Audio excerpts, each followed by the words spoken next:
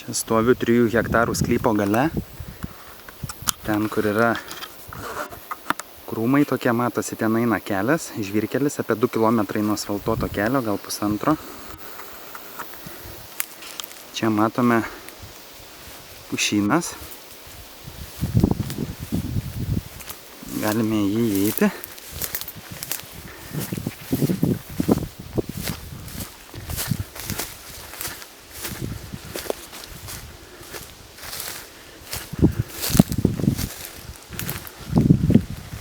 Sklypui priklauso 40 arų pušyno. Ir kitam krašte matome susiformavęs savaiminis jaunas beržynas. Ir eina visų savo ilgiu, nuo kanalo ten einančio iki pat čia.